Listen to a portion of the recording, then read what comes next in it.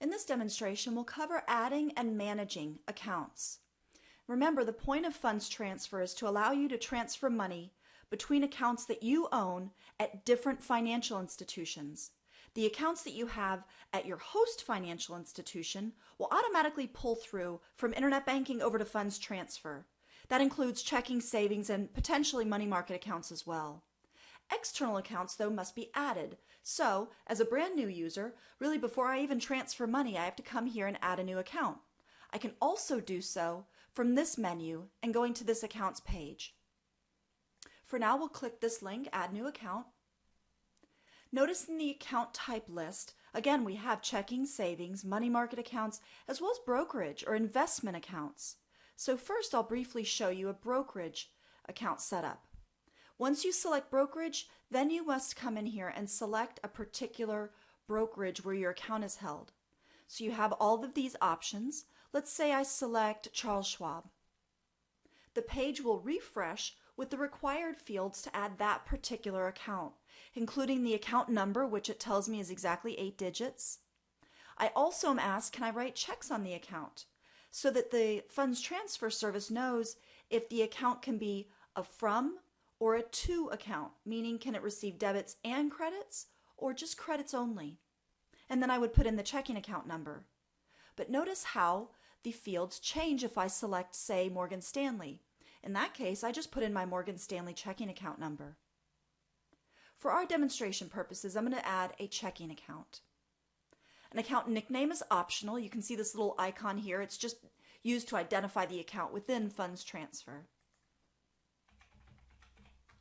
I'm just going to add a local financial institution of mine. And as soon as I tab out of that field, I'm told no institutions match this information. So it does an ABA routing number calculation.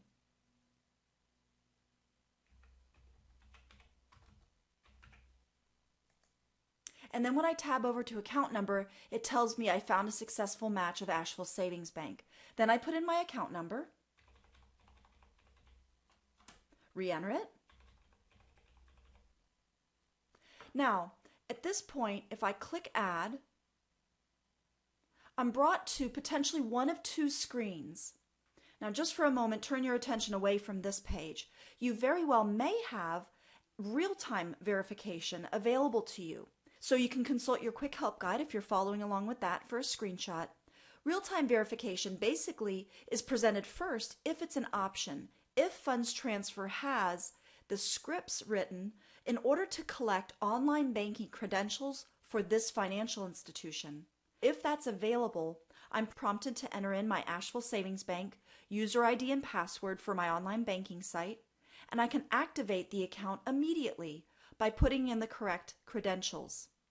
Now, if that's not an option, or let's say I don't want to put in my credentials, I don't use online banking, which is unlikely, but you can also opt to then come here and use test or trial deposit. So again, this may be the default screen if funds transfer doesn't simply have the script written in order to present real-time verification. So this is what the test deposit screen looks like. It says, for your security, we require you to verify that you own this account. This verification method takes 1 to 2 days, and these are the steps. Basically, I would go down here and click Start, and that means that 2 small deposit amounts will go into my Asheville Savings account, my external account that I'm adding.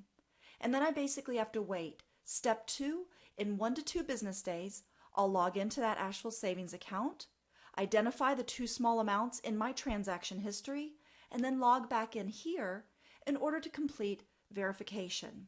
Now, I can click Start. I want to actually demo if I were to click Cancel at this point. The screen will refresh telling me I have an account that's added but not fully activated. So if I choose Cancel, it's actually stored on the Accounts page.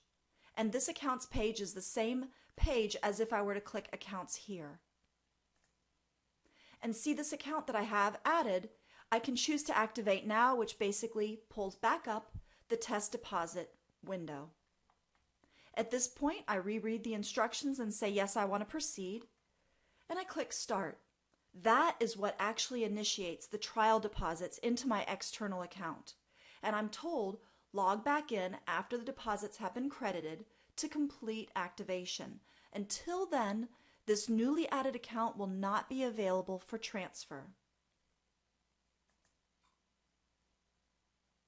Upon clicking Done, I want to show you the alert back on the main Transfer Funds screen. It tells me this account has been added and return in 1 to 2 days to activate it. And then the alert changes within those 1 to 2 days. Again, in your quick help guide, you can see the message or the alert that displays when it's time to actually activate the account. So let's say 1 to 2 days have passed and I come back in here and I see my alert and I click the link. It brings me to this page and I would click the Activate Now link.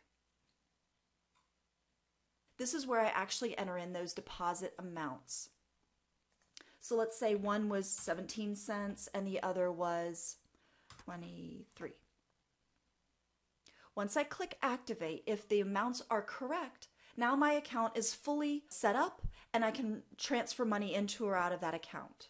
However, if I get the amounts wrong, then I get a message. The amounts entered did not match. I only have one more try for verification. So let's say, oops, it wasn't 23. I think it's 26. And I click Activate. Well, it tells me, unfortunately, the deposit amounts are incorrect. And for my protection, the account was not activated. What I would need to do first is delete the account and then re-add it. All right, so one more thing I want to point out on this account screen, your host accounts at this financial institution display at the top, and you can click on the arrow to expand and view the details, but that's all that you can do. Your external accounts will display below that. And whether the account is already activated or pending activation, by clicking this arrow, you can delete or edit any of these accounts. Now, by editing the account, I can really only edit the account nickname. If I do choose, let's say this account that I had just gotten the trial deposits wrong, I want to go ahead and delete it.